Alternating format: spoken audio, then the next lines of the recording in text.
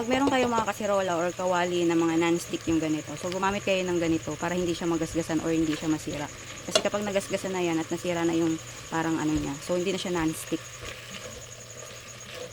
Kaya gumamit kayo ng mga ganito, yung malalambot para hindi lang magasgasan yung kawali or kasirola niyo.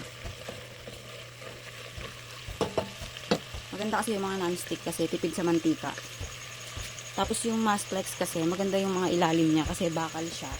Tapos mabilis siyang mag-init. So mabilis siyang mag-init, mabilis maluto, mas matipid sa gas. Yung mga ganito kasi makakapal yung mga Masplex na brand. Kaya maraming gumagamit niyan kasi ang laki ng ginhawa niyan.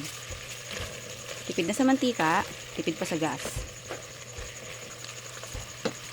So nagmantika na siya.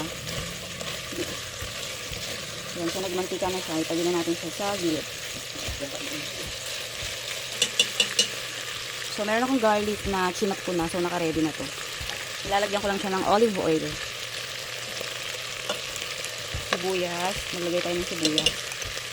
So haluin, gisa. Dito lang natin siya igisa sa. So mag-adobo tayo. Sweet adobo.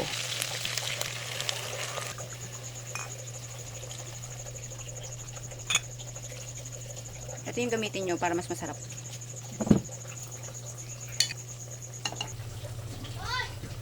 Pamintang dahon at buo yung nilalagay ko. So, maglagay tayo ng betchin ng ano. Sa ulam. Ang salt ko ay Himalayan salt. Para mawala yung mga sakit-sakit sa katawan. So, kunti lang kasi may toyo na siya. Himalayan salt. Nasa yellow basket.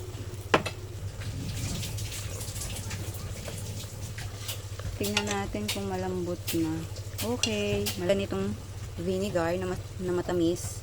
Mas lalo siyang nagpapasarap. So, nasa yellow basket. Tamis. So, after natin ang lutuan, so, makikipla naman tayo ng sea salt. Organic sea salt.